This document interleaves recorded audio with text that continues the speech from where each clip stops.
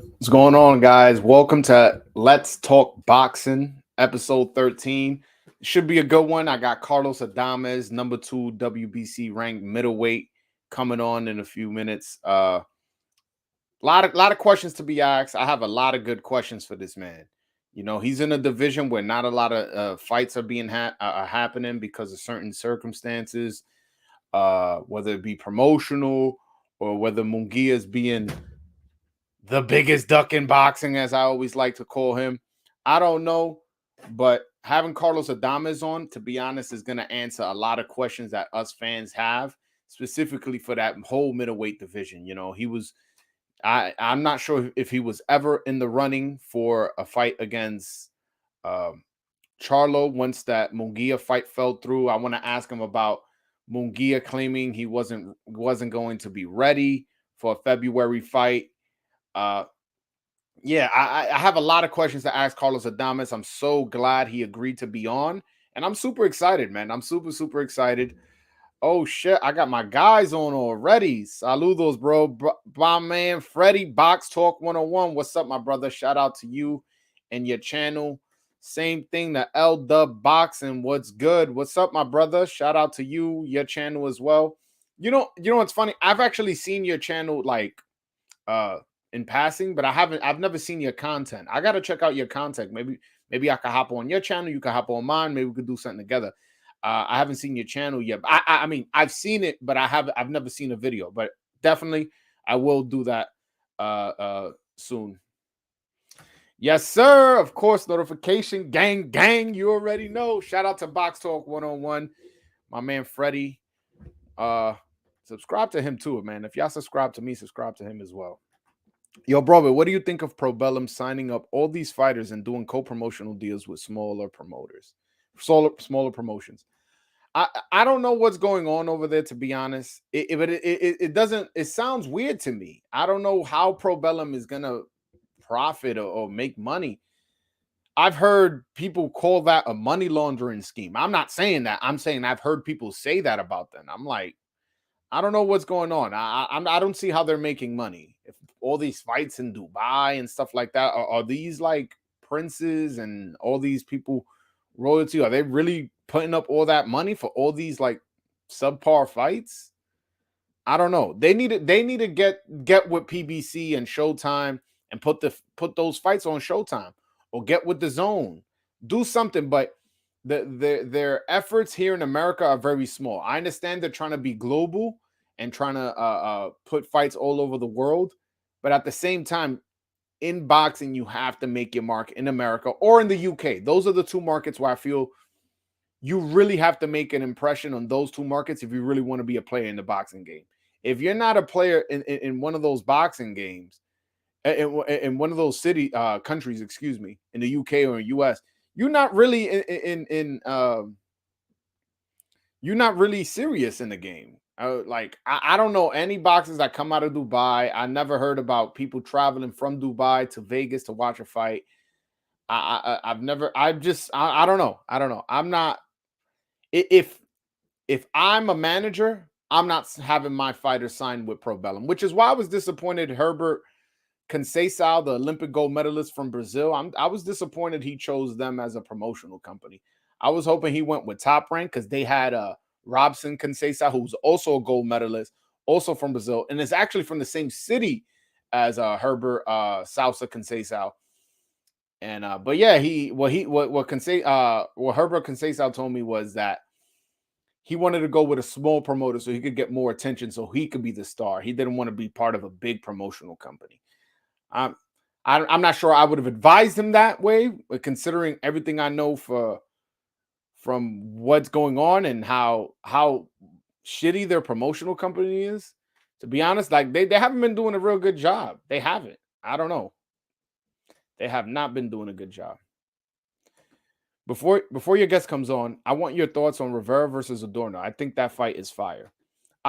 Sure. I have time. He's gonna come on like in about 10 minutes.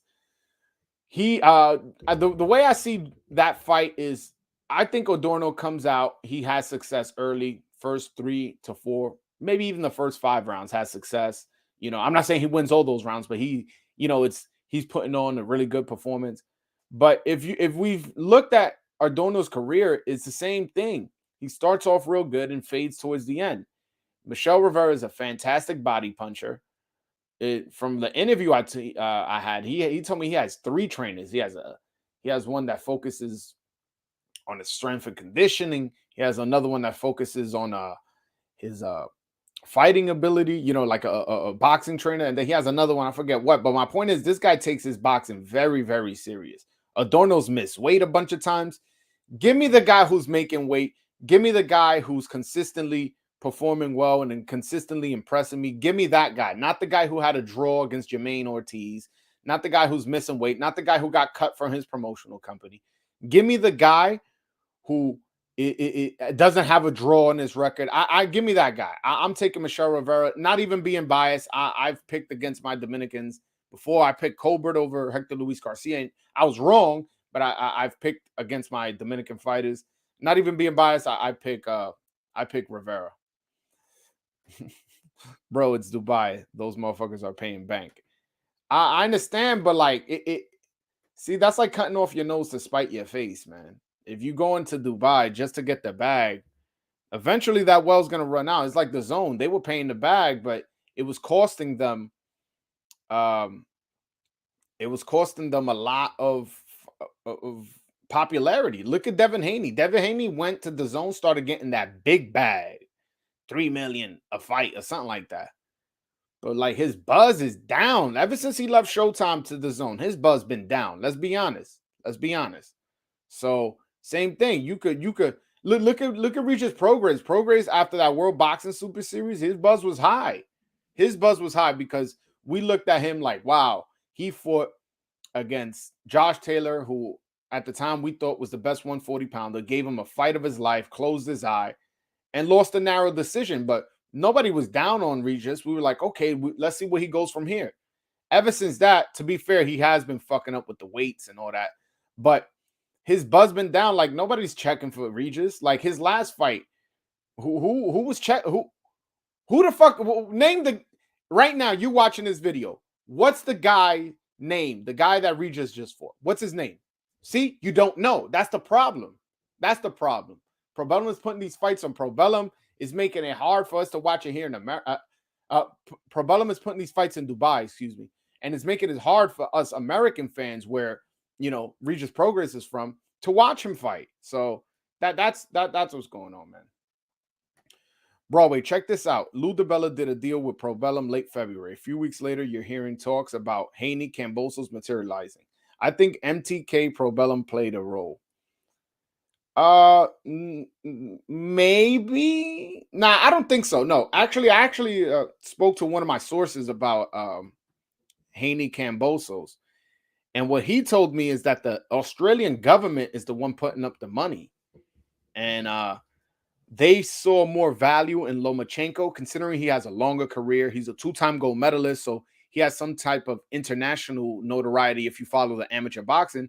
And he's a 3-division world champion. At one point was a 3-belt holder at lightweight.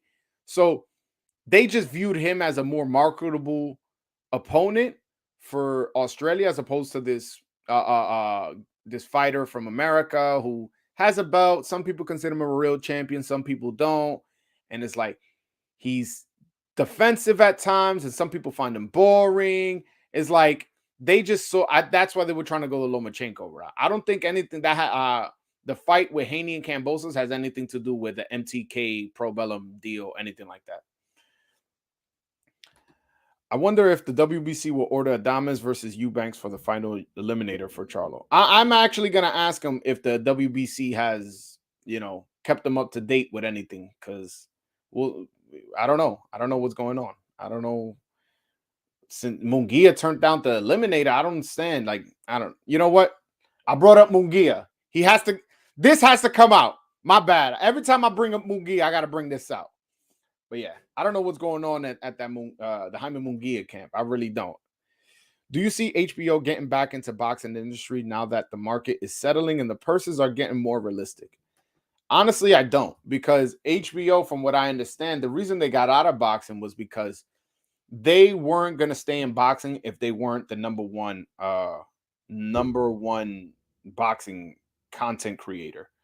Right now, number one by far is Showtime. No disrespect to ESPN, no disrespect to DAZN, but we got to be honest. Who has a better lineup than Showtime? ESPN, yes, they're giving us Fury White. Yes, they're giving us Shakur versus Valdez. They're giving us what other good fights are coming up on ESPN? Beterbiev, Joe Smith. These are really, really good fights. But when you compare their whole lineup to Showtime's whole lineup, it doesn't hold up. It doesn't hold up. Shout out to PBC. And PBC be signing my Dominicans, man. Not like Top Rank. They be dropping them. So since Showtime is so far ahead of the game, HBO doesn't want to get back in the game and be the third or the second most popular boxing content creator. And also the way boxing works is not way boxing works now. Let me say that. It's not like it's a free market where you can just put any fights on any network. Is you have to kind of have a partnership with a specific promoter and rely on that promoter to bring you those fights and have relationship with fighters to, and boxing is a messy game. HBO makes enough money with that HBO Now app and, whatever, all those series they got, they make enough money that route where they look at boxing as like too much of a headache. And, if you're a boxing fan, boxing, you can get a headache with that shit. So I don't see HBO ever getting back to boxing. I hope I'm wrong, though. I miss HBO. I really, really do. Oh, I agree. That shit fighting over there is not gaining them any fans over here in the U.S. There are kind of an afterthought. I guess I was just saying they were probably getting hella money. No, I agree. They probably are getting money, but what? Like in the long run, put it like this, not all money is good money. You know what I'm saying? Not all money is good money.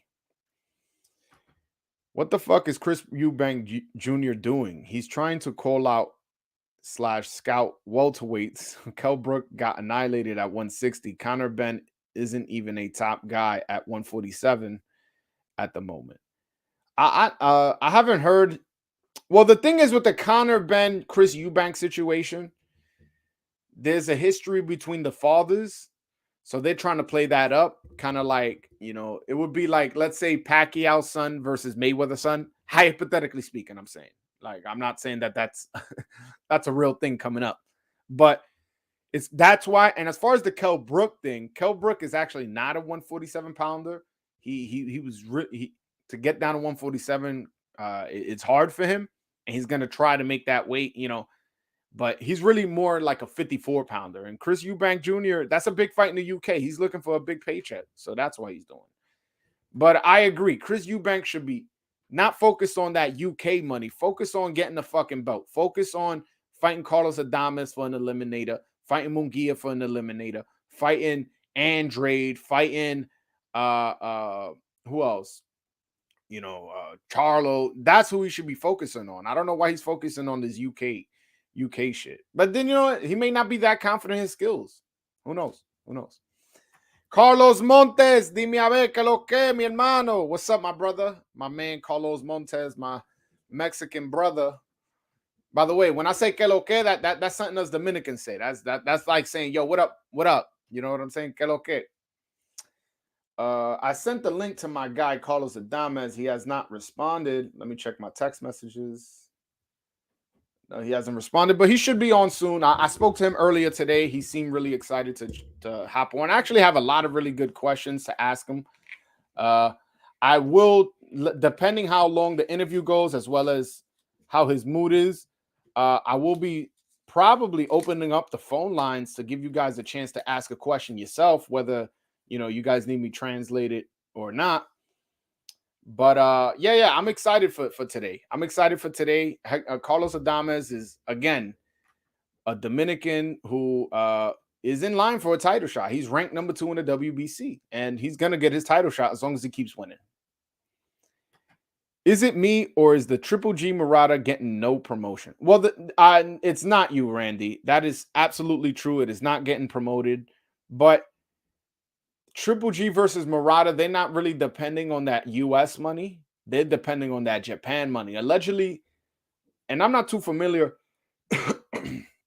with Murata in terms of how popular he is in Japan, but everything I've read is that he's a big star over there.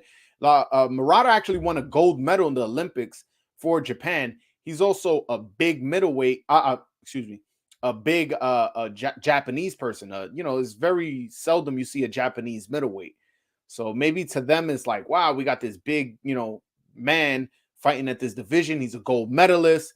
He's fighting now a legend. So he's very, very popular in his country, and they're depending on that Japanese money. So they're really not focusing too hard on the US market. So to answer your question, yes, the promotion has been somewhat bad, but they really don't give a fuck because one, it's on the zone. So meaning, it's going to be free on the app. It's not like it's a pay-per-view. And two, they're really more depending on that Japan money than they are the US money. KO Boxing breaking news. What's up, my brother? How you doing?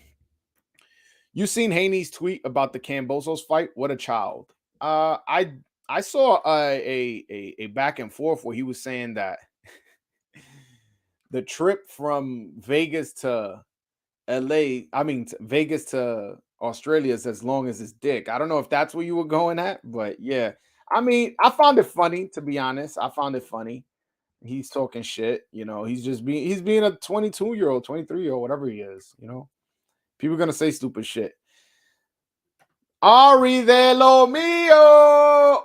What's up, my brother? How you doing? I'm gonna have on our Dominican brother Carlos Adamez on very soon. I just texted him. I'm a little nervous he hasn't texted me back. Although I did speak to him earlier today, so that has me a little less nervous.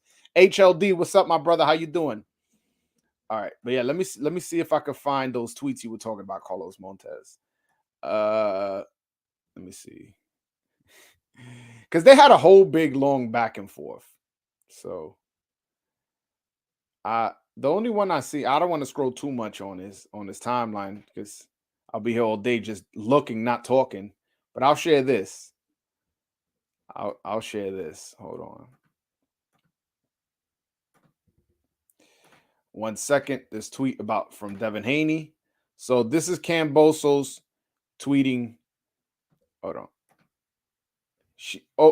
This is he tweet. He tweet. Flight from Vegas to Melbourne is 19 hours and 35 minutes. Distance from LA I keep saying LA. From Las Vegas to Melbourne is approximately 13,140 kilometers. And then Camboso says, "Oh, she's a long one. Done it countless times across the Pacific." Meaning like, yeah, I've traveled to other people's hometowns and fought. And it's true. I was there live and direct when he beat my man Tio. So he has gone to other people's countries and won.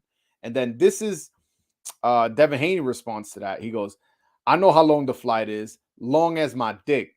Don't try don't try to talk me out of it, bitch. I'm on my way."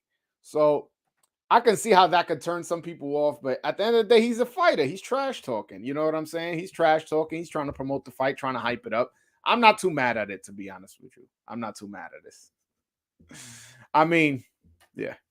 Yeah, that's what it was. Nah, that's just weird, bro. He be coming off wrong to me. I hope my bad. I just got a text from Carlos Adames. That's why I'm like reading all fucked up. Yeah, that's what it was. Nah, that's just weird, bro. He'd be coming off wrong to me. I hope his ass. I hope he gets his ass handed to him. All right. Now I know what you was trying to say. Shit. Yo, by the way, guys, he sent me a voice note, so I'm gonna mute myself because I don't know I don't know if he has anything to tell me. So give me 1 sec, guys.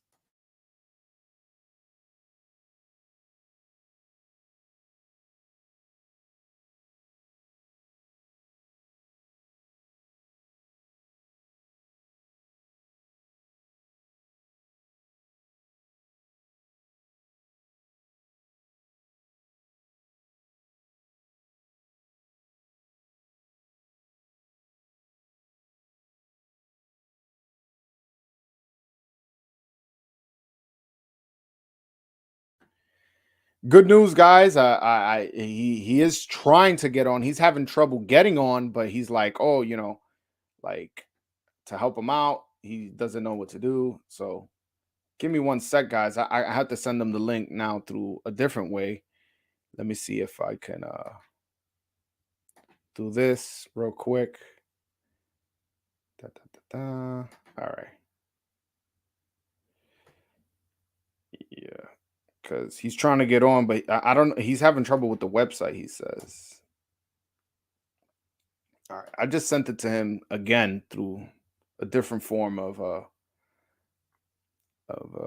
I had texted to him earlier, so we'll see if he could get on soon. That would be awesome. But I'm glad that I got a response again because I was a bit nervous. Honestly, I always get nervous when somebody tells me a time and I announce it because I'm like, man, it's gonna look bad on me. It's not gonna look bad on them if they cancel. You know what I'm saying? Like it looks bad on me. Like, wait a minute. Like, was this guy lying? Did this guy even have him? But nah. I just got confirmation he's gonna hop on. So if you guys just bear with me, we'll have here and any questions you guys want to ask after I'm done asking my questions, I may open up the phone lines again. Depends on his mood, depends how the interview is flowing, and if he has time to take any more callers in. But while he's figuring that out, anything you guys want to talk about, tell me in the comment section. Y'all know I always respond. I mean in the chat box, y'all know I always respond. If you guys want to talk about Edgar Berlanga, we can do that. If you guys want to, you know what? I was there at the Garden, and I saw my man. What's his name? Henry LeBron, some Puerto Rican 130 pounder, southpaw. You know, this kid is gonna be good. This Puerto Rican kid. I tweeted, hey Puerto Rico, you guys got one. I'm high on Henry LeBron from Puerto Rico. His nickname is Moncho. I believe he's going to be a big star here in boxing. And so if you guys need to get familiar with him, Henry LeBron. I saw him on the undercard of the Berlanga fight. This guy had a fantastic right hook. And he boxed very well. Oh, guys, I have Carlos Adamez here. Give me 1 second. Carlos, ¿cómo está mi hermano? Todo bien, ¿me escucha? Sí, te escucho muy bien. Perfecto. Okay. Guys, here we have the number 2 ranked middleweight and number 2 WBC ranked middleweight, Carlos Adamez. First, I want to ask you, why did you choose boxing and not baseball, since Dominican Republic is known for producing baseball players as opposed to boxers? Quería hacerte la pregunta, ¿por qué el boxeo? ¿Por qué elegiste boxear en vez de jugar béisbol? Porque usted sabe que el país de nosotros produce más peloteros que boxeadores.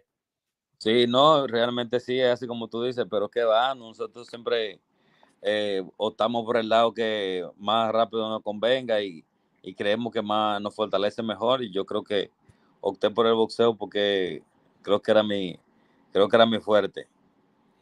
All right, he said that he chose boxing because he felt like it was a faster way of getting successful, and if you look at his journey, it looked like it's worked out for him.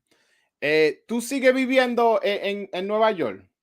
No, viví un tiempo allá, ahora estoy viviendo aquí en la República Dominicana, pero entrando allá en Las Vegas. Okay. I asked him if he's still living in New York, and he said no, that now he's back to living in the Dominican Republic, but he does his training camps in Las Vegas. ¿Cómo te gustó Nueva York? Porque Nueva York está lleno de dominicanos y a veces mucha gente, ese gentío como que no es para todo el mundo. ¿Cómo te gustó Nueva York? No, me adaptaba. El principio era, o sea, yo me... Oh man, he's breaking up, guys. Wow. ¿Me escucha? ¿Qué pasó? Hold on, guys. By the way, guys. Sí, yo te escucho. ¿Me escucha? Sí. Wow, no te escucho a ti. ¿Tú no me escuchas a mí? Ay, no te escucho a ti. No sé qué está pasando. Yo te escucho bien. Oh, he fell off, guys. I don't know what happened to his service.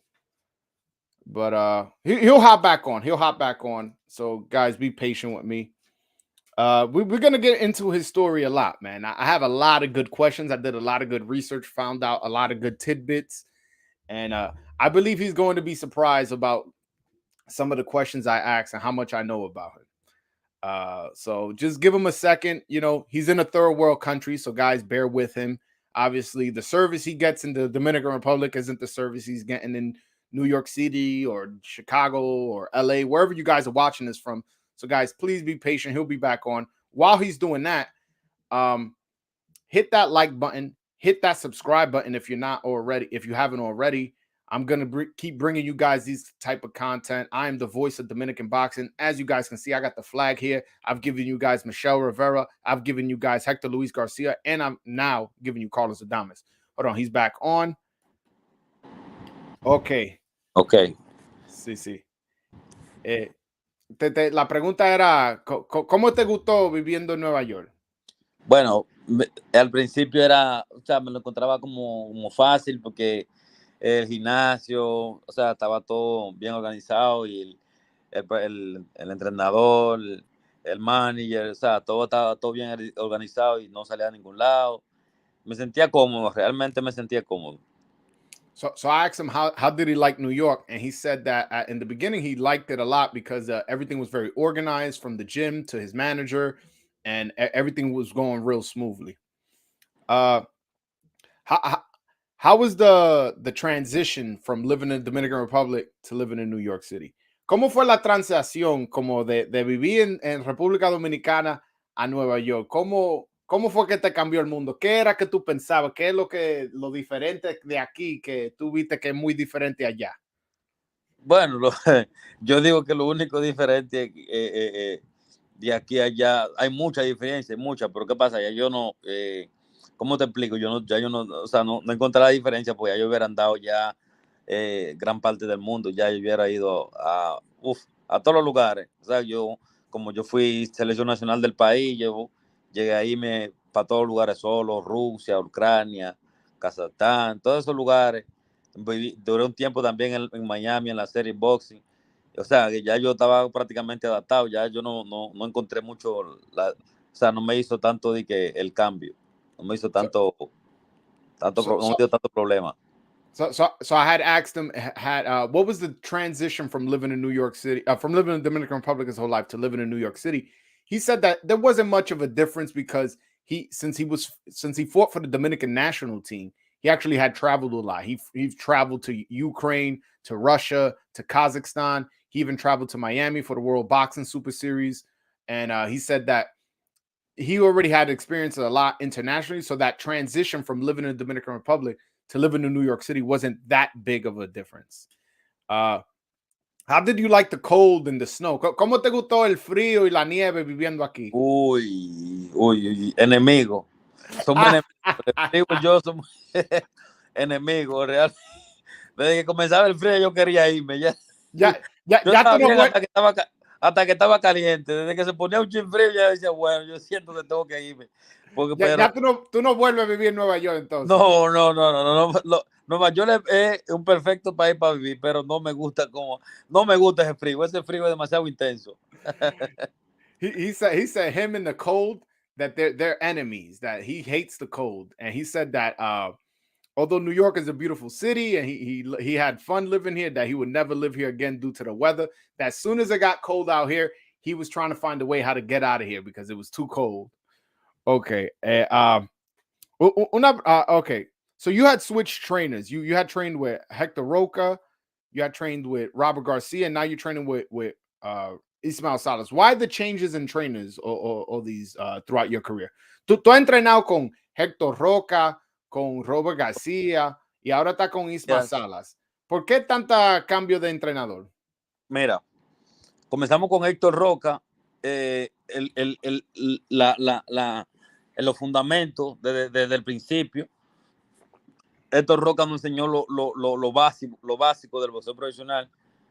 ¿Qué pasa? Que hicimos cambios con Héctor porque nosotros exigíamos un entrenamiento mayor al que estábamos haciendo, porque las peleas se estaban poniendo más riesgosas. Entonces, el manager mío entendía que él necesitaba un ayudante, un preparador físico, alguien que le diera la mano, porque ya, como puede ver, Héctor Roca ya es un hombre ya de bastante edad. Entonces, él necesitaba un ayudante, sí, que lo ayudara al máximo pero él no quería tener nadie al lado, él nada más quería estar él solo, que él solo podía. Y el manager mío, según él, decía que él solo no podía. Yo me sentía cómodo, pero el manager mío decía que no, porque la pelea no iban a exigir más, entonces no estaba apta las condiciones para seguir con él. Entonces en una tarde, ¿no? Se tomó la decisión de buscar otro entrenador. Ahí fue que nos fuimos a Andejo el día. Después ahí firmamos con Top Rank y nos salimos de Joel Díaz porque Top Rank decidió salirnos y no contra Robert García. Y nos fuimos con Robert García y así. Okay. So I had asked. I think I translated that. So he said that first he trained with Hector Roca when he first came to living in New York, and he said he was comfortable with Hector Roca, but his manager saw the age of Hector Roca, and he said like, this guy needs an assistant trainer, maybe somebody who can help him on the strength and conditioning. But Hector Roca was very like, no, I work by myself. This is the way I work. I don't need an assistant trainer. I'm capable of doing my job, so on and so forth. So his manager decided to take him. Since the level of competition was stepping up, he said that he needed a higher trainer. So he went and he trained with Joel Diaz, and he was training with Joel Diaz. But then he signed with Top Rank, and then Top Rank advised him to train with Robert Garcia after that. Okay, ¿y por qué dejaste a Robert García para Ismael Salas? Why did you leave Robert Garcia for Ismael Salas? Hubieron diferencias entre una pelea que no quisimos, el manager mío no estaba de acuerdo por las condiciones, hubieron diferencias porque no quisimos aceptar una pelea porque no estábamos actos en condiciones de la pelea.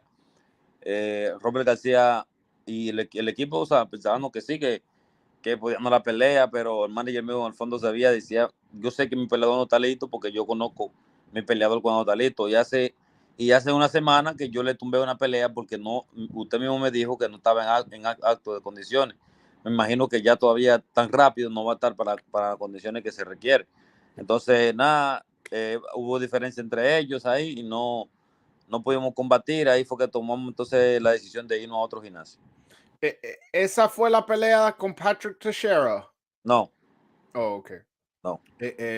So I'm translating from him. For him, he said that the reason he left Robert Garcia is that they had differences in terms of there was a specific fight. He didn't mention which fight it was, that his trainer felt that Carlos Adamez wasn't ready for that fight, and he was trying to explain to Robert Garcia how his conditioning wasn't correct, and Robert Garcia was insistent that he was ready and he was prepared, and he, after that conflict, like things kind of weren't the same, and then that's why he decided to switch trainer to Ismael Salas. Okay. Tú has peleado para PBC y también para Top Rank. ¿Cuál es la diferencia? You fought for both PBC and Top Rank. What's the biggest difference between fighting for those two companies? Son compañías diferentes, son promociones diferentes, las peleas se promocionan diferentes, todo es diferente. O sea, con PBC con PBC hago cosas que no hacía con Top Rank. Por ejemplo, con Top Rank yo siempre llegaba una semana antes al cage de la pelea. Ahí sí, con PBC a veces llegó 3 días. O sea, son cosas diferentes. Va cambiando. O sea, la cartelera con Top Rank peleaba arriba ahora, pero después peleaba bajito. O sea, siempre era un cambio. Siempre se me cambiaba la cosa. Y entonces en esta compañía a veces, mira, esto y esto. O sea, todo es, y si dijeron que es agua, ya no lo cambian ya. Dice, me lo cambiaba mucho en Top Rank y a veces se perdían los tiempos en eso. Pero son compañías diferentes y son buenas dos compañías las dos. No tengo nada que quejarme de ninguna de las dos.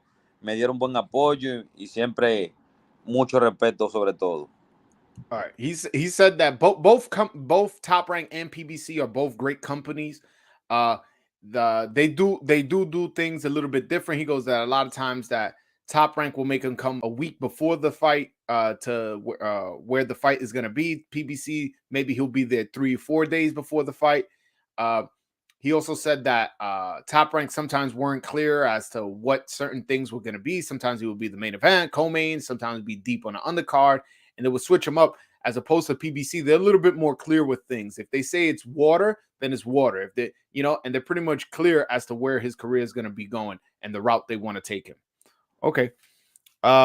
También quería preguntarle ¿qué pasó con Jaime Munguia? Porque Jaime Munguia dijo una vez que te iban a ofrecer la pelea para febrero, pero de que usted dijo que no estaba listo. What happened with Jaime Munguia? Jaime Munguia at one point said that the fight against Ballard in February, that he was going to offer you the fight, but you said that you weren't ready. Is that true? Bueno, esa pelea ha sido una icónica. Yo digo que ha sido una bomba de nunca estallar.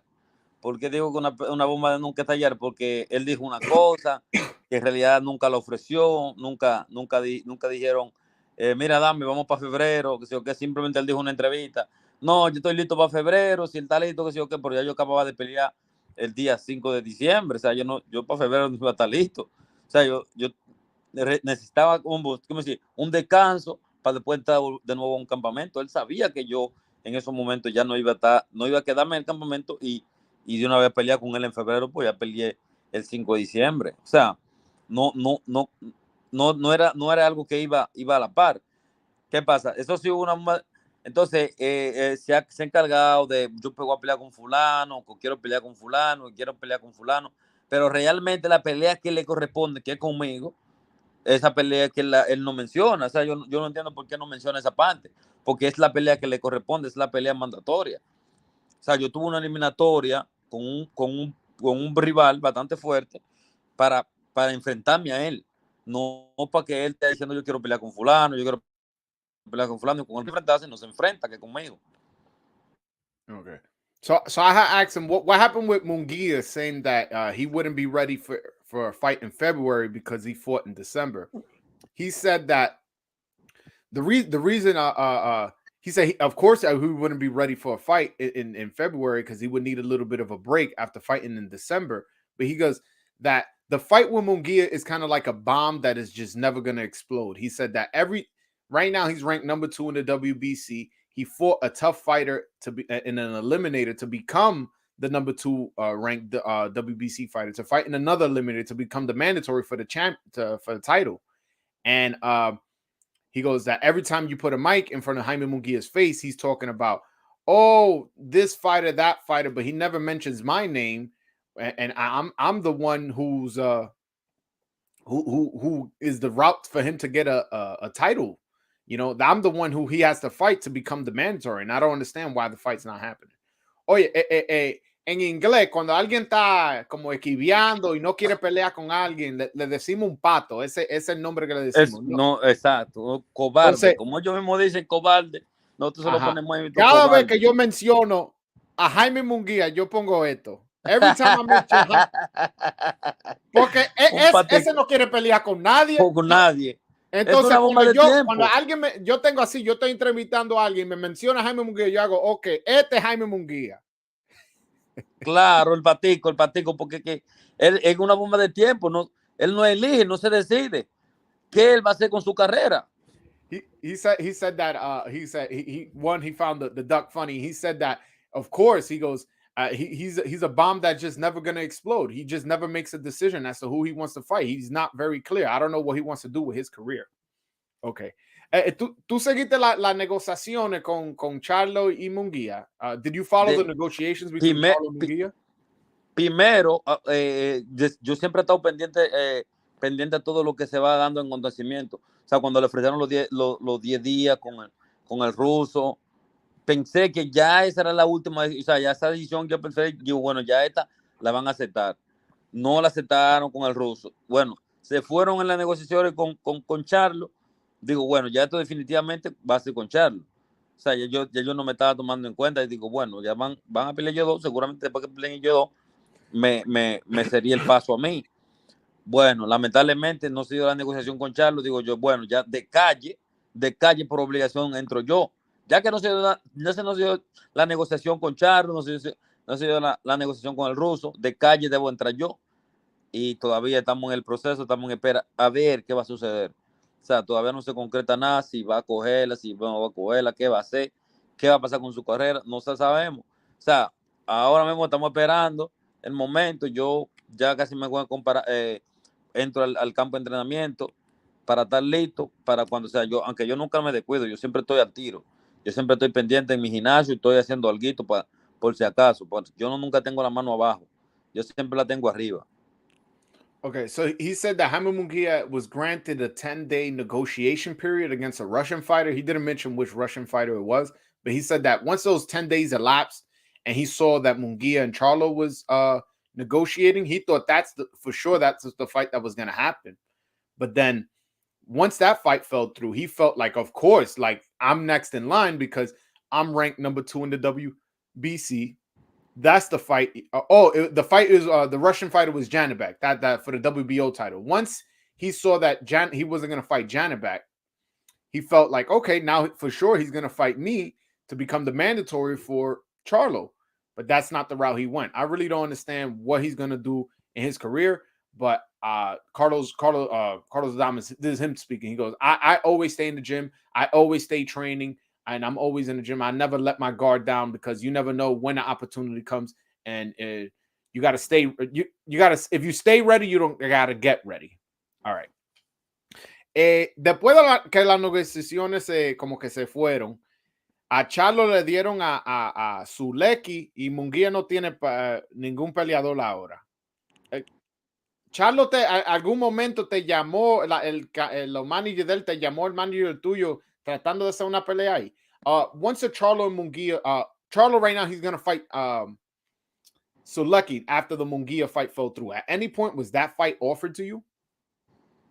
Eso no, también eso fue un punto que no entendí. O sea, yo bueno, si Charlo sabe que soy yo un retador mandatorio a pelear, en vez de elegir a Zuleki, ¿por qué no me eligió a mí? Porque no, o sea, si sabe que yo estoy disponible para cuando sea como sea, o sea, ¿por qué no me dijo, bueno, ya que este no se dio, me voy con Adamez, voy a hacerlo con Adamez? O sea, no, eligió el mango más bajito, digo yo, eligió el mango más bajito y será para la otra. Pero realmente no me preocupa porque yo siempre yo digo que yo soy un hombre joven y ahora que yo estoy en el fruto de mi carrera, yo voy a estar ahí. La decisión que yo tome, yo voy a estar ahí. Cuando sea que la tomen, yo voy a estar ahí. O sea, yo estoy disponible para cuando ellos digan, ese es el momento, yo voy a estar ahí. Y lo voy a estar esperando para yo ver, cuando ya no haya para dónde correr, yo voy a ver qué van a hacer. All right, so he's saying that he really didn't understand why Charlo took the Selecki fight. The fight was never offered to him. He doesn't understand how Charlo falls through with negotiations with Munguia, and then instead of choosing him, who he's ranked number 2, he's going with a lower ranked fighter. He goes, but he's not in a rush. He knows he's gonna get his shot. He's always staying ready. Right now, he's still a young man. He's always working hard, and that he's gonna keep pushing forward until he gets his title. Ok. En tu última pelea contra Deverenchenko, tú te viste muy grande. ¿Qué tanto te estaba costando para llegar a 154? In your last fight against Deverenchenko at 160, you look big. How hard was it to make 154? Realmente no me estaba costando gran cosa, porque la pelea era en 160, la pelea de ahora, y yo estaba dando 157, o sea que todavía no estaba dando la 160 perfecta, todavía no la estoy dando perfecta, porque ya que comienzo a trabajar el campamento en lleno, boom, mi peso baja solo, sin ningún sacrificio. ¿Qué pasa? Nosotros a medida del campamento estuvimos trabajando lo físico, trabajando el cuerpo bastante para moldearlo un poco, para acoplarlo al peso de las 160 libras, porque como estábamos, era nuestra primera pelea en las 160 libras, no habíamos hecho ni yo creo que no habíamos hecho pelea en 59, 58, nada más 57, lo máximo que yo hubiera peleado hubiera sido 57, no hubiera pasado de ahí, y bueno, quisimos acoplar el cuerpo para que aguante y resista ese peso, y gracias a Dios lo logramos y tuvimos un buen resultado en la pelea. Okay. He said that the making 154 wasn't that hard for him.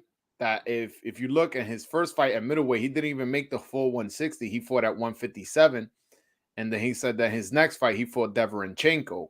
So that the reason he looks so big is because they train to be that big in the training camp, and he said that that's what he worked on in his training camp. Okay, te quería hacer una pregunta. So, bueno, let me decirlo en inglés primero. So I wanted to ask you. I saw on your Instagram that you donated a lot of boxing equipment to a prison in the Dominican Republic.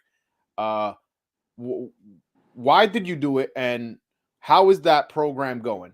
Yo vi en tu Instagram, que lo voy a poner aquí en la pantalla, que tú donaste mucho como guante y careta a la Victoria ya en Santo Domingo. Entonces quería saber qué es ese programa que tiene allá con el boxeo en la Victoria, y también por qué lo hace. Bueno, yo ¿qué te digo? Yo soy ¿cómo te digo? Una persona que me inclino mucho por la persona vulnerable, la persona que no tienen nada, las personas que realmente necesitan ayuda. Y eso, no solamente yo he donado guante y careta, en mi pueblo yo he donado, ha hecho donaciones de raciones de alimenticia y cosas así. O sea, yo voy, a medida que van pasando mis peleas, que yo o tengo una pelea, tengo una victoria, tengo una derrota, como sea, hago siempre mis donaciones a la persona vulnerable, a la persona que realmente necesitan, a la persona que realmente no tienen, pero concretamente no tengo, como te digo, todavía la fuerza yo solo de poner ¿cómo es? Una fundación para ayudar realmente a las personas que necesitan. Yo lo hago de corazón y sin esperar ningún beneficio a cambio, solamente porque sale de mí y la bendición de Dios. Okay. He said that he doesn't only donate gloves and headgear to jails. He also donates food to the people in his community, because he's always been somebody who loves helping his people when he goes back to his country. And right now he's not in the position to help his country as much as he wants, but as his career goes on, he makes more money. He plans to take his charitable services a little bit more. Hay un programa en la Victoria como de boxeo. Is there a program in the jail, a boxing program in the jail? Sí había uno, no sé si sigue con el mismo plan, pero sí había uno que era bien recomendado, lo suplementaba en esos tiempos lo estaba administrando el señor Franklin Núñez, comisionado en esa época. Ya no, ya como no es comisionado, es un reportero. Él era que hacía reportajes y comentaba todo de la victoria. Entonces, a través de él fue que nos acercamos, hicimos esas donaciones ahí en la Victoria, pero como quiera yo he seguido el plan y he seguido echándose adelante con las donaciones, las raciones y esa cosa. He said yes, that the boxing program in the jail in Dominican Republic is still going on. That the guy who organized it was the Dominican boxing commissioner, Frank Nunez, who's no longer the commissioner anymore. He's a reporter now, but supposedly yes, that the program is still going on and it's going well. Okay. Esta es la última pregunta que te voy a hacer, y después quiero unos fanáticos que quieren llamar y quieren hacerte una pregunta a usted. ¿Está bien? Ok, Que perfecto, okay. perfecto. Lo voy a decir en inglés primero. One of your former opponents, Patrick Day, passed away. How did you feel when you got the news? Uno de tus oponentes, Patrick Day, falleció en el ring. Cuando tú recibiste esa noticia, ¿cómo te sentiste? ¿Qué fue que pasó por tu mente? Realmente me sentí muy lastimado porque su pelea anterior había sido conmigo. O sea, su pelea anterior ha sido conmigo. Dije, wow, eso fue algo totalmente lamentable. Mi esposa sufrió, cuando se le di la noticia a mi esposa, lo sufrió bastante, porque dijo, inclusive me dijo, Carlos, ¿tú te imaginas que en ese momento te hubiera pasado a ti? Digo, no, si me hubiera pasado a mí, yo lamentablemente ya hubiera anunciado mi retiro joven, porque ya después de un golpe así uno no creo que ya vuelva a ser el mismo, y realmente fue muy lamentoso para mí que un gran boxeador como él haya tenido ese percance tan joven, y realmente fue muy doloroso. He said that when he got the news, he was very hurt. Even his wife, when he told the news to his wife that his former opponent passed away, and he said that the reason it hurt so much is because he was the fight before he passed away was with him. So he took that a little bit personal, and that his wife had asked him, like, you imagine had that been you that passed away? He said no, that he would rather retire young than if he gets hit real hard and he feels that, after the fight, he feels he needs to retire, that he'll do that right away, and that, yeah, that he felt real bad and that him and his wife were real sad. Okay, ahora le voy a dar la opción a los fanáticos que llamen y hagan su pregunta. Si no estoy cogiendo mucho de tu tiempo. No hay problema, está bien, tranquilo. Okay. Guys, I'm going to pin the link at the top of the chat. Guys, please keep it one question at a time. I know you guys want to ask, maybe 1 or 2 questions. Try to keep it one question. If you want to ask 2 quick ones, sure. But yes, please, be mindful that, he's doing us the favor, especially me, So the link is pinned to the top of the chat, as you guys see. Click the link, ask your question, and that way we can move along and give everybody a chance to speak with him. All right. Okay, el otro dominicano que te voy a poner aquí. Ari, de lo mío, ¿qué es lo que? De lo mío, dime a ver, ¿cómo te va? Carlos, gracias por el tiempo y nosotros quería decirte que te apoyamos y estamos buscando ya a ver cuándo va a ser la próxima pelea. Gracias. Te quería preguntar, ¿qué mensaje tú le tienes a Jaime Munguia? Porque recientemente dijeron que como que no van a coger la pelea de WBC, la eliminatoria contigo, dijeron que no la iban a coger. ¿Qué mensaje tú le tienes a él? El mensaje que yo siempre se lo he dejado y siempre se lo voy a seguir recalcando, que esto es boxeo, o sea, esto no es comedia, esto no es payaso de circo ni nada por el estilo, esto es boxeo, y para él ser la persona que él quiere ser en el mundo, él tiene que enfrentar a los mejores, y yo soy uno de ellos, y hasta que si él no es capaz de enfrentarme a mí, entonces no va a enfrentar a nadie. Entonces, no me considero, no digo que yo en algún punto no soy nadie, o sea, porque yo estoy yo digo que yo puedo estar dentro de lo bueno, o quizás estoy dentro de lo bueno, pero para él a romper ese a romper ese punto, tiene que comenzar a enfrentar boxeadores que le exijan, boxeadores que demuestren si él es lo que él dice ser. Okay. Ari, you got another one, or you good? I have another question. Right, sí, Carlos, la otra pregunta que te quería hacer es, yo me he dado cuenta, tú sabes, como que en las últimas, por ejemplo, en la pelea de Patrick Teixeira, que tú peleaste, tú sabes, la primera mitad de la pelea, peleaste excelente. Yo pensé que esa pelea la iban a parar. Pero después, como la segunda parte de la pelea, me noté como que te cansaste un poco.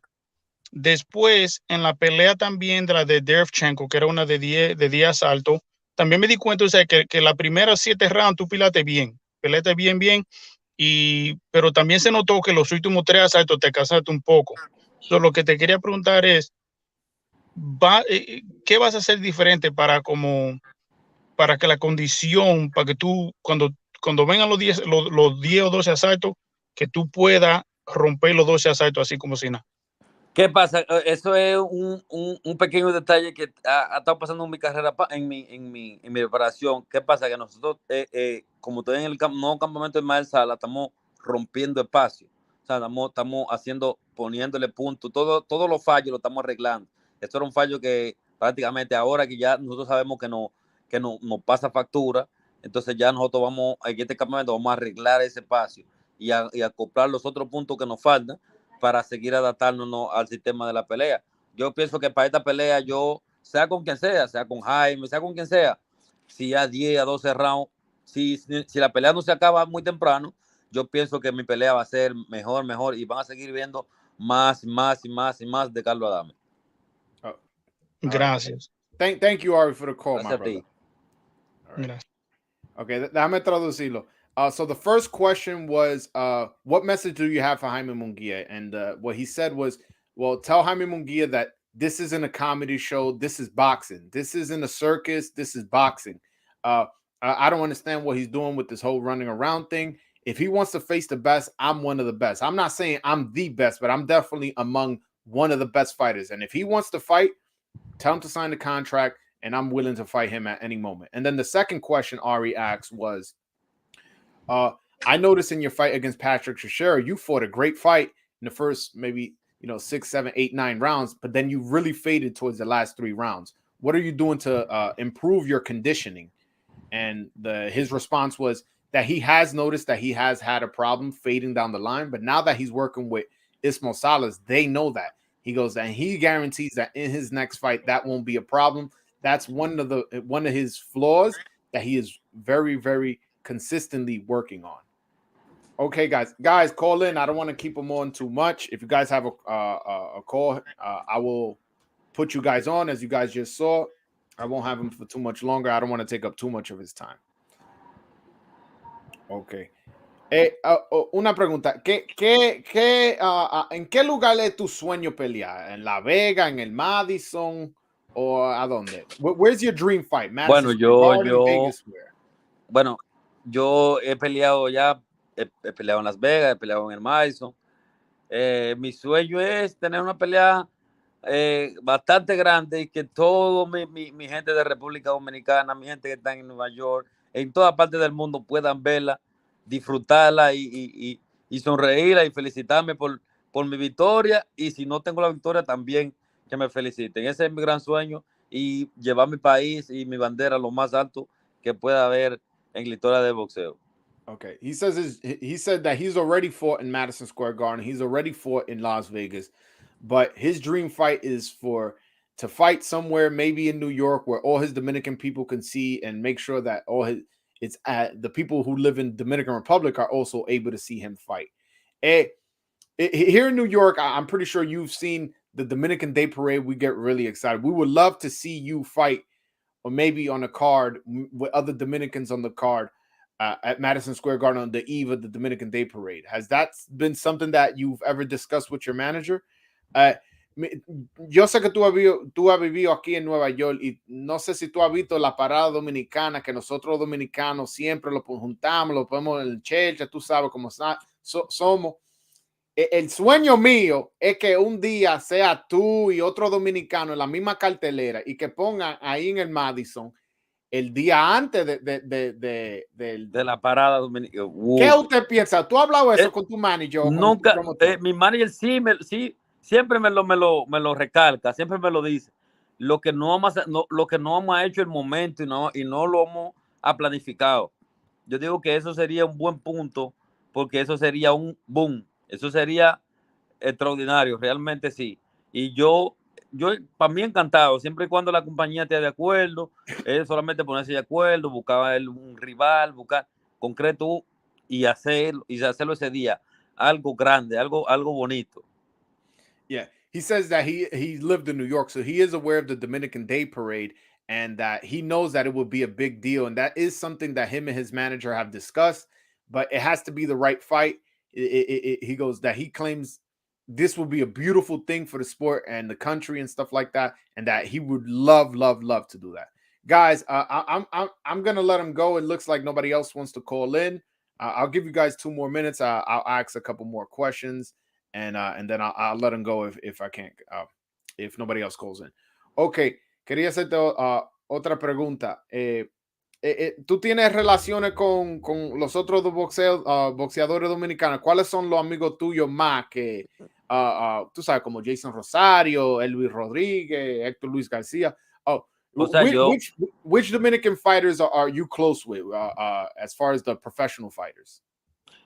O sea, yo me llevo con todos los boxeadores. Yo no cargo diferencia con ningún peleador dominicano ni extranjero tampoco. Mis compañeros son mis compañeros. Yo me llevo bien con todos. A toditos le tengo su afecto diferente, porque son personas diferentes, y le tengo su afecto como quiera a todito. Siempre que va a pelear uno, siempre trato de darle su apoyo, de no perderme su pelea, y si no estoy en su presencia, estoy en mi televisor. O sea, siempre trato de darle mi apoyo. Si puedo publicarle algo de su pelea en mi página, la publico sin ninguna diferencia. Yo, gracias a Dios, me llevo bien con todos los boxeadores. No le cargo rincón a ninguno, no le cargo envidia a ninguno.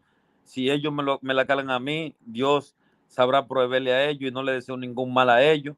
Y suelten pues lo mejor de la suerte para ambos, para todos. Y donde quiera que compitan, siempre lo voy a apoyar y siempre lo voy a querer igual. All right. He says he supports all his Dominican fighters, not necessarily any specific one. Anytime a Dominican fighter fights, he'll post up his fights on his social media, make sure that people are aware that he's going to fight. He loves his Dominican fighters. He promotes them as much as he can. He loves them. He got love for every single fighter. Okay. El que llamó ahorita está llamando otra vez. Después de esto te dejo ahí, porque ya yo cogí mucho de tu tiempo. No hay problema. Todo el tiempo que sea posible. Okay. All right, what's up? Carlos, gracias. Gracias de nuevo. Quería preguntarte, como tú estás diciendo que tú apoyas a los dominicanos y todo eso, este fin de semana tenemos a Michelle Rivera, que pelea para las 175 libras, y también tenemos a Elvis Rodríguez, que va a pelear también este fin de semana. ¿Qué tú crees de esos muchachos y cómo tú lo ves a ellos? Bueno, los rivales de ellos, yo siempre digo que yo voy a lo mío y no le veo posibilidad a los rivales de ellos que le ganen, porque son dos estrellas que van subiendo. Boom, ¿me entiendes? Michelle Rivera es un tremendo peleadorazo. Elvis Rodríguez, ni se diga. Son muchachos que, tuvimos juntos ahí en la selección y saben lo que van a hacer. Cuando ellos se suban a ellos, saben a lo que van y saben lo que van a hacer. Y la mejor de la suerte para ellos. Ellos saben lo que tienen que hacer también. El boxeo sabemos que no es una vaina fácil. Muchos lo vemos fácil, pero no es fácil. Todos los rivales son fuertes, todos los rivales son buenos y todo lo que se sube a ganar, nadie sube a perderse. Ellos saben lo que tienen que hacer y cómo tienen que hacerlo. Y les deseo la mejor suerte siempre a ambos, y cuando estamos ahí siempre nos escribimos y siempre nos vamos diciendo los puntos claros.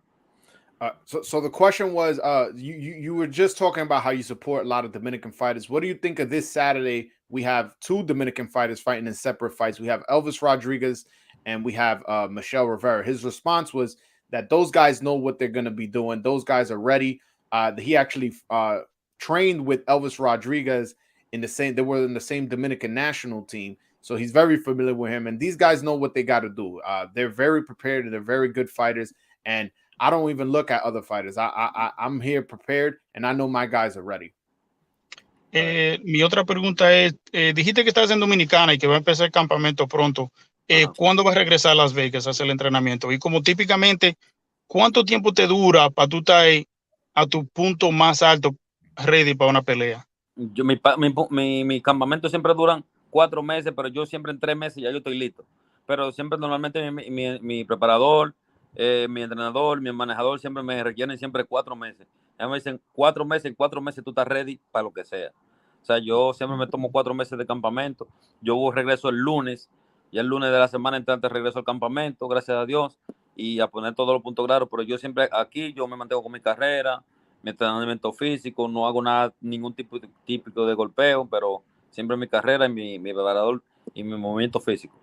Tú te mantienes alrededor del peso todo el tiempo. Sí. Yeah. So the question was, when are you coming back to Vegas to train? And also, how long does it take you to be in top form, top shape?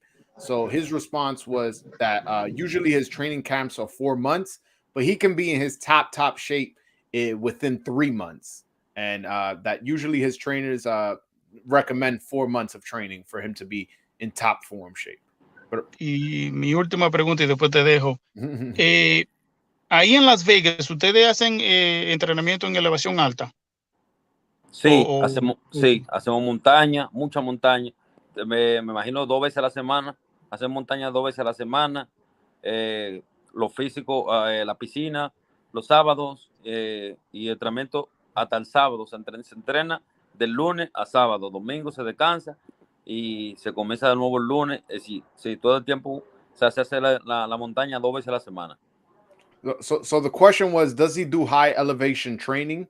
And he said yes, that he runs when he's in Vegas and doing his training camps, 2 days out of the week, he runs mountains. He also does the swimming pool and a bunch of other cardio type exercises, and that he works out from Monday to Saturday. The only day that he rests during training camp is Sunday.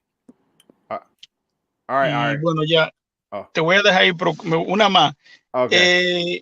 ¿Cuál es la gran diferencia de entrenar con Robert García y Ismael Salas? Porque como con el tiempo yo muchas veces te veía por los videos que Eli Setback siempre ponía, Y ¿sabes? Fue una oportunidad de así conocerte más por los videos que decía Eli.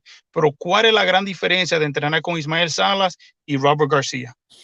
Hay mucha diferencia porque el estilo de Robert García es un estilo mexicano, un estilo voy para adelante, un estilo aguerrido, un estilo que, o sea, toma mucho riesgo también, porque cuando tú vas para adelante, tomas mucho riesgo de que te encuentren con una mano y te tumben y eso. ¿Qué pasa? Ismael Sala, el estilo de Ismael Sala es más táctico, más mira por donde tira el golpe, pásale por aquí, métele por aquí. O sea, son estilos diferentes. ¿Y qué pasa? Con Ismael Sala se me ve mucho el cambio porque, o sea, prácticamente el dominicano y el cubano tienen estilo parecido. O sea, el mismo estilo, lo único que, lo que yo creo que no, a veces que hay muchos dominicanos que somos aguerridos también, boom, boom, boom, boom, como muchos cubanos también que son aguerridos. O sea, por eso digo que somos muy parecido. Entonces, hay mucha diferencia. Ismael Sala exige una cosa, Robert García exige otra, y así se van acoplando los detalles y uno va cogiendo la mejor parte de cada campamento. Okay. So the Gracias. question, so the question was, what's the biggest difference between training with Robert Garcia and Ismael Salas? He claims that it's a very big difference. Training with Robert Garcia is more of a Mexican style, more of an aggressive style, more of a fighting, more of an offensive, as opposed to Ismael Salas is more of a defensive, smooth style and more watching where you're placing your shots and moving around.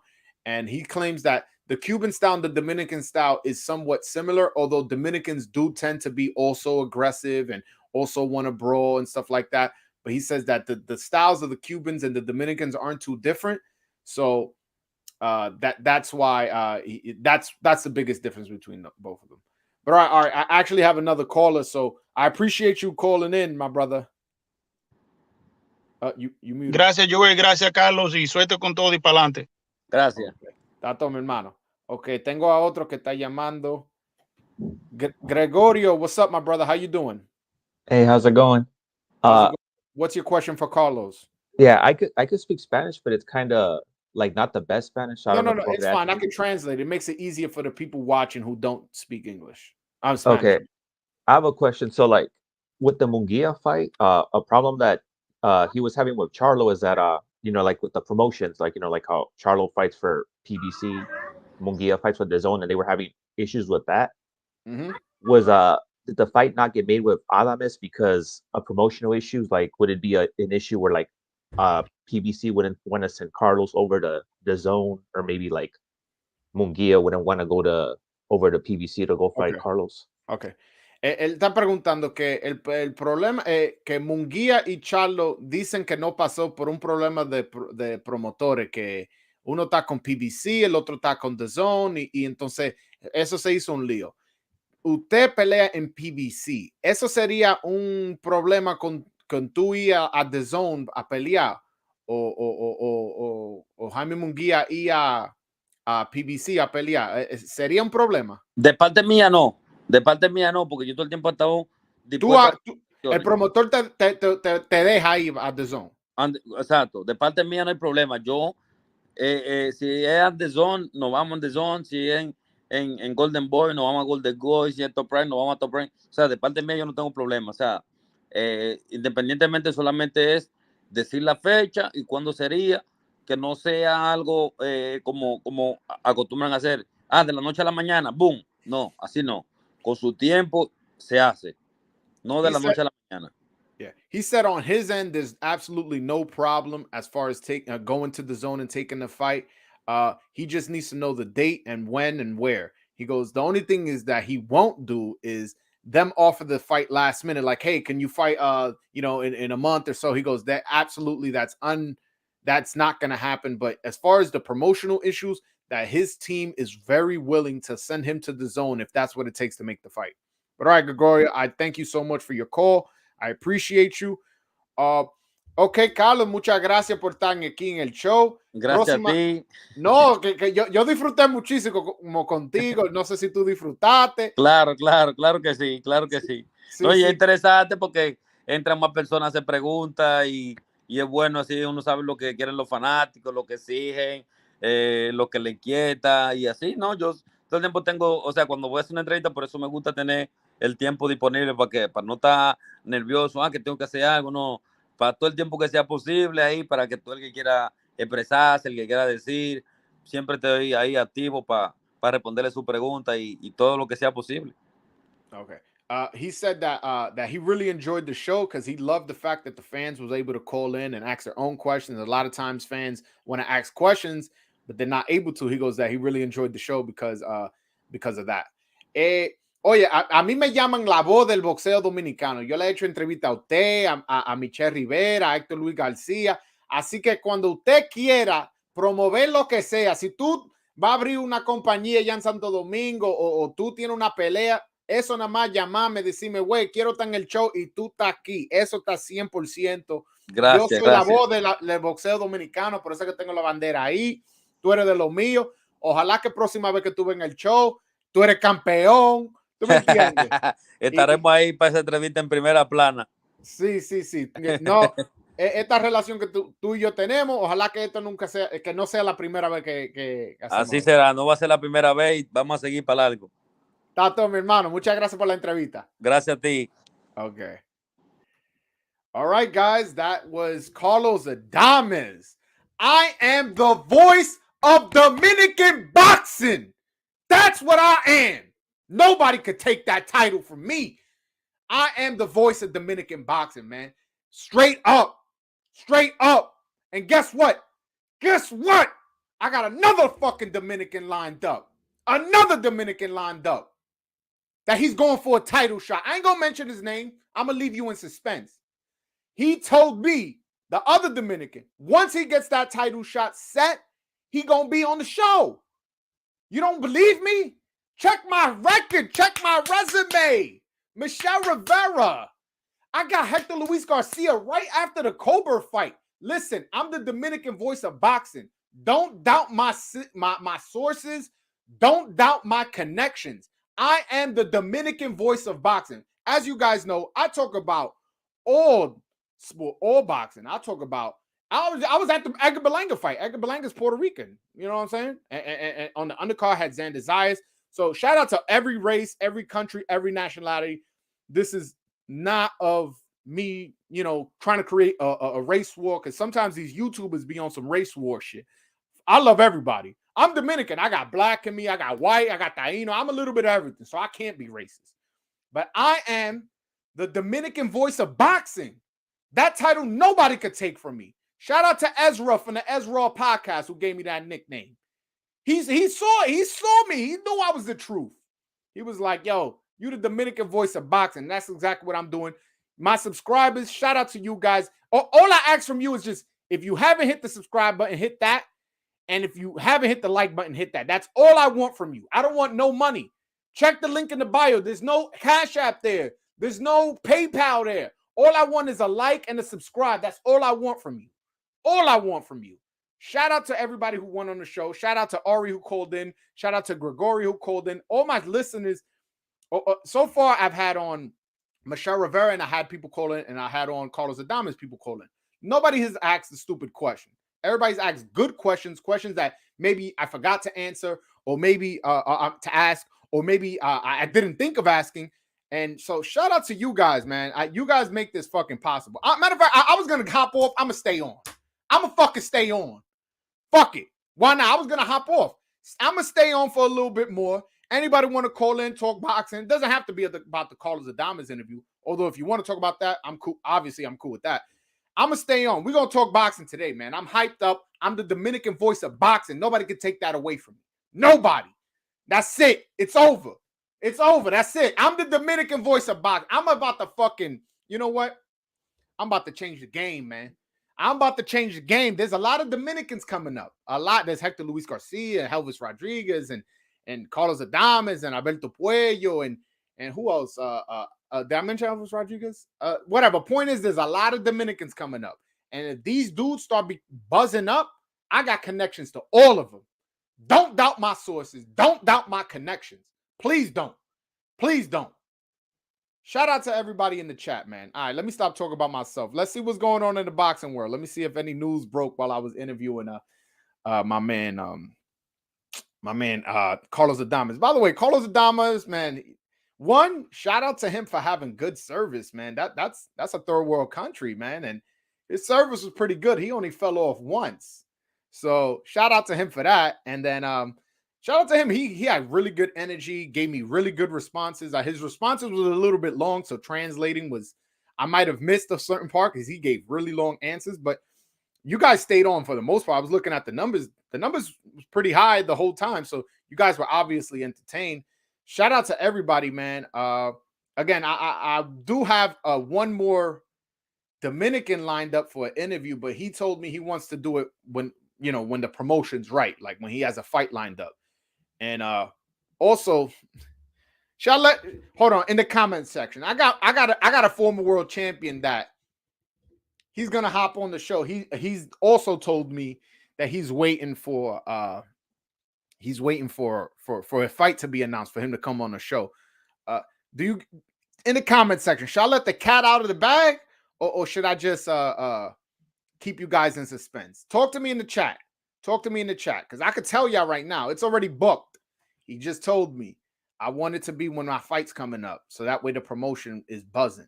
So let me know in the comment section. I mean, in the chat, if y'all need me to, if y'all want to stay, y'all want a surprise, or y'all want me to tell you. Nah, it's not Fortuna. It's not Fortuna. It's not Fortuna. Although I should get Fortuna. I could get Fortuna. Is that who y'all want? Ori, is that who you want? Ori, don't get me hyped. I could get Fortuna. That ain't shit. That ain't shit. I could get Fortuna. Shout out to Fortuna, my Dominican brother. Former world champion. I could get him, but it's not him, the guy I'm talking about. The guy's not even Dominican. But he's a former world champion. And he said he wants to come on the show, but he wants a fight lined up. So, all right. Now I got to bring on Fortuna. Bring Fortuna on. All right. I wasn't going to bring him on because he don't got a fight lined up. So, I spoke to people in his camp. By the way, I wish Michael Blunt was on because he's the one who asked me. Now, I contacted his team. I ain't speak to him directly. I contacted his team. I spoke to his team. His team told me that rumor that he's going to be fighting Frank Martin is not true. That the fight with William Zepeda on the Ryan Garcia undercard was offered to him, and he turned it down because the fight was announced on short week notice. When he got the call, he was like, "Nah, man, like you guys want me to fight April 9th? It's too short of a time." I think they gave him 1 month of training camp, like 1 month notice, and he was like, nah.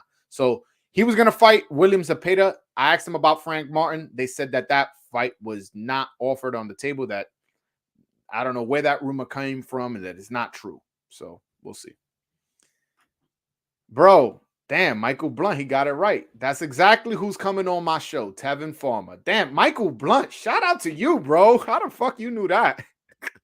I must have told you or something. I must have told you. Yes, Tevin Farmer will be coming on my show. He told me that he has a fight, that he's in negotiations. Once that fight gets announced, he gave me his word. He said he's going to come on the show. And so far, I've never lied to my fans. Everybody who I've said is going to come on has come on.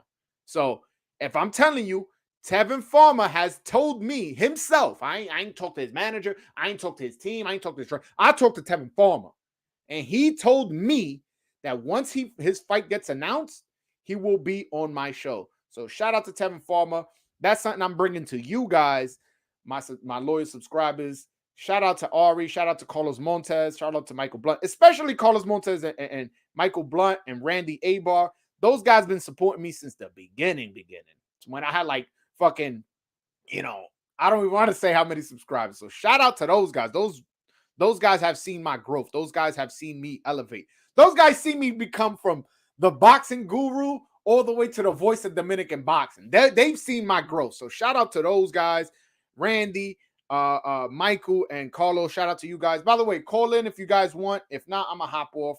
Doesn't seem like any boxing news has broke since I've been on, but shit is going on, man. Shit is definitely gonna happen on this channel, man.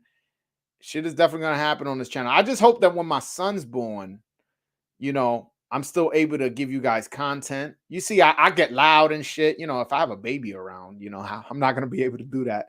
So yeah, let's hope that I can do this. I'm able to maneuver with the newborn around. If not, you guys, honestly, I don't have no problems with my subscribers. Y'all never be on some disrespectful shit. So shout out to y'all. Hopefully y'all stay loyal to me and stay a loyal subscriber to my channel. And even if I'm not giving you consistent content after my son's born, which again, I'm gonna try to give you guys content. It's just you know, shit's gonna happen. A lot's gonna change. And I don't know. It's my first time being a father. I don't know how much is gonna change.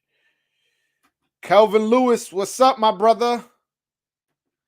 Yeah, I'm not sure if you just hopped on, but you just missed Carlos Adamez, the interview. Yeah. All right. So this is somewhat breaking news. Not really breaking, but so Mike Coppinger is reporting breaking.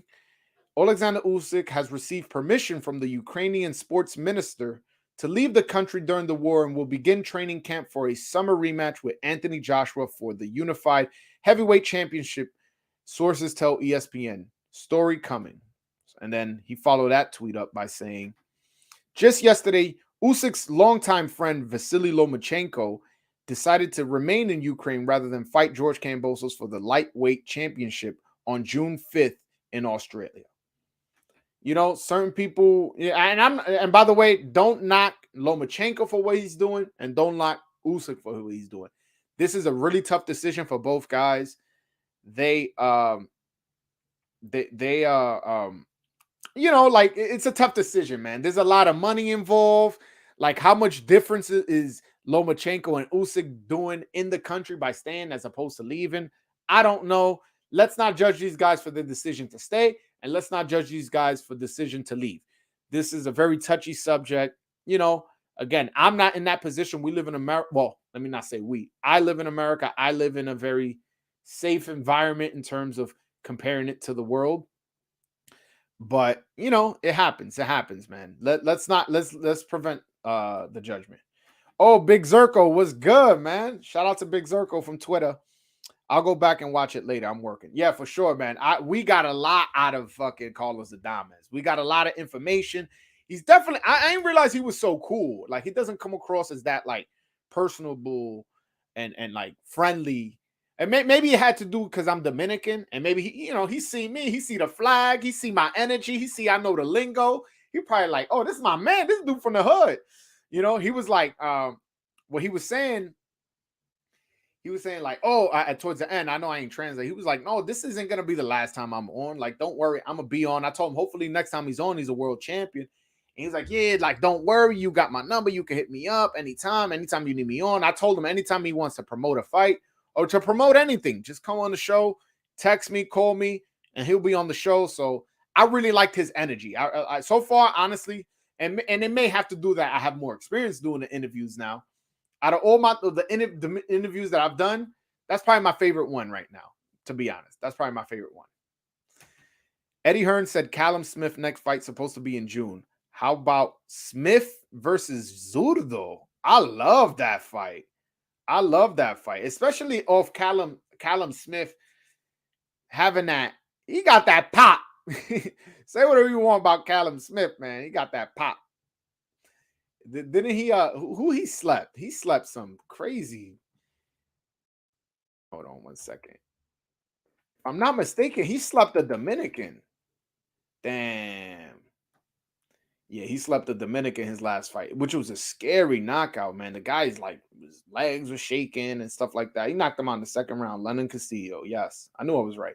I would love to see that fight. And plus, Zurdo, I feel like those big fights have been evading him, man. Like, he's really lost his buzz. He needs to get back in title contention. He needs to fight for a belt, put himself in a mandatory position. He really, really does. Tech and Gear, I appreciate the kind words, my brother. I really do. Shout out to you. I definitely got to follow this Carlos Adamez guy more. Hope if he fights Charlo, he breaks the Diva's jaw. Hey, man, you don't got to ask me who I'm rooting for. You know, my man is Dominican. I'm a root for my countrymen. And, you know, Charlo, he hasn't exactly given us the fights he wanted. Honestly, to be fair to Charlo, the fight with Selecki was made at last minute. I do dislike that the fight wasn't offered to Adamez. I heard it from the horse's mouth. He told me directly that he was never offered a fight against Charlo. So, but I wouldn't be surprised if that's his next fight. I really wouldn't. I don't think Munguia revisits the fight against Charlo. I really don't. I don't think Munguia goes that route again. That whole the zone pay-per-view, you know, the networks are gonna work together. That whole bullshit is not good. So, yes, I do hope Carlos Adamez gets that Charlo fight, and I do hope he wins. We'll see. Who got a better resume? Pacquiao, 72 fights, 39 knockouts, 62 wins with 8 losses, or Mayweather, 50 fights, 27 knockouts, and 0 losses? I don't know, man. I don't know. The thing is, it's hard to really compare anybody to Mayweather because he wiped everybody out. He beat Cotto, Mosley, De La Hoya, Canelo. He beat the shit out of Canelo. And when I say beat the shit out of him, is he beat him like every single round. He won 12-0. Beat Pacquiao, Corrales, Castillo, Hatton. And don't get me wrong, Pacquiao's resume is bananas. You know, he got 2 wins over Barrera, 2 wins over Morales, 2 wins over Marquez. He's the only guy to have a win against each of those guys amongst that 4 people. He's the only guy to beat all 3 of them. And he beat all 3 of them twice. Yo, that's insane when you say it like that, when you say it out loud. Knocked out fucking Ricky Hatton with 1 punch. Who else he beat? He beat the shit out of Cotto. Beat the shit out of Margarito. Listen, man, the resumes are a lot more comparable than people think. I just think Mayweather never losing and beating Pacquiao himself. It's hard to make an argument that Pacquiao's resume is better than Mayweather's. But listen, I don't talk bad about Pacquiao. This is a Pacquiao safe space, man. Pacquiao was nice back in the days. So you think, honestly, Adamez can beat Charlo or Munguia? I don't know. Can we see the fucking fights? And I'm not getting mad at you, Carlos. You my guy, obviously. I'm just saying, can we see the fucking fights? The middleweight division, it always turns me up. Yeah, you probably did that on purpose because you know the middleweight division always pisses me off. And by the way, you brought up Munguia, so I got to bring out the duck. Yo, it's like these dudes ain't fighting each other. Like, I don't know who beats who. I don't know. Can you fight each other? Can we see it? To be honest, I would have to favor Charlo and Munguia over Adamez, if we're being honest. But I don't give Adamez no shot. Adamez is an experienced fighter, trains with Salas, just beat Deverenchenko, a common opponent with Charlo. Why can't he beat Charlo? I don't know. He does need to work on his conditioning, though. He does, but then he's talked when Ari asked him, he said he's working in high elevation, running mountains, swimming, and that they've noticed that that's a problem with him. He doesn't. I think he has 2 fights with Salas, or 1 or 2 fights. So okay, you have limited experience with this trainer. Now this trainer is going to focus in on your cardio and make sure that's not going to be a problem. So I also do like that he said he's not having trouble making the weight, and because he said that moving up to 160 wasn't that hard because he was making 154 comfortable. So now I know that 160 he's going to be real comfortable because he looked big against Deverenchenko. Deverenchenko looked like minuscule next to him. He was like, I was like, yo, this dude, like his shoulders are big, his arms, you know, he just looked way bigger than Deverenchenko. So I do think this is a better weight for him. I hate boxing politics nowadays. Yeah, but it really is the networks. It's the networks. The networks with the whole, no, the fight has to happen on my network. Back when it was Showtime and HBO, that was the best. That was the best. I miss those days. I really, really do. Yeah, I feel you, bro. It annoys me because Charlo and Munguia are both big names, but the biggest ducks. Especially Munguia, man. Munguia. Yo, bro, he could have fought Janet back for a WBO intern, meaning that as soon as what's his name, Andre vacates, he becomes a WBO champion. I don't understand why he didn't go that route. And if you don't want to go that route, you was getting a fight offered directly with Charlo. You could have made that fight. All right, fuck Charlo. Let's say whatever. You couldn't happen because of the network. All right. Why don't you fight the number 2 ranked guy? You're the number 1 ranked guy. Fight Carlos Adamez for an eliminator. That's a legit fight. That's a top 10 fighter according to both Box Rec and Ring Magazine and WBC, the sanctioning body you fighting for. I don't understand, man. I really don't. I really don't. Whoever's handling Munguia's career needs to reevaluate what they're doing in this sport. I feel like the YouTubers fights is getting big. Jake is, hold on. I feel like the YouTuber fights is getting big. Jake is about to call you out for $1 million, 8-round exhibition match. Listen, I would fuck Jake Paul up. If he offered me $1 million, I would fuck Jake Paul up. I really would, man. He's fighting all these other guys. Don't look for this YouTuber. But I do need like 8 months, though. I need 8-month training camp. Same way Carlos Adamez needs 4 months, I need 8. So, you know, but I would fuck Jake Paul up. And I honestly don't even have a doubt in my mind that I would. But he ain't going to offer me to fight. I don't even have that many subscribers for him to offer me $1 million. He offered me $1 million, whatever weight class he want. Whatever weight class he want. He wants to that cruiserweight. He wants to that heavyweight. He wants to that light heavyweight. I can make all 3 of those weights. If he's offering me $1 million, I would fuck Jake Paul up. I would knock Jake Paul out. Maybe not out. Maybe I'll just outbox him. Maybe I'll train with Salas, Cuban School of Boxing, you know? Maybe. I don't know. But yeah, nah, Jake Paul ain't fucking with me. He would never do some shit like that. He would never do some shit and call me out. I'm from Brooklyn, man. He know who to fucking call out. The Zone is ass cheeks now. Showtime's better. Showtime's better than ESPN and the Zone combined, to be honest with you.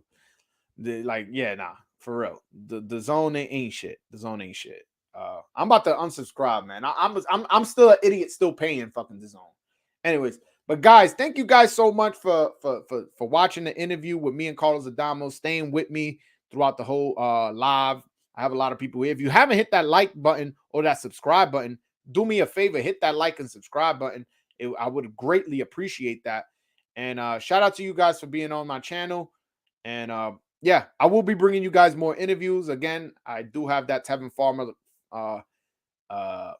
lined up. That interview lined up. It's just a matter of him announcing a fight. Then he'll come on. And I also have another fighter who's gonna be a mandatory for a title shot. And he guaranteed me once his fight is announced, and he's guaranteed to fight for that title, he's going to come on my show. So I have 2 big interviews coming up. Once those fights gets announced and these guys want the promotion for the fight, they'll be on my show, and we'll give you guys quality content. But all right, guys, thank you so much for hanging on. Till next time, peace.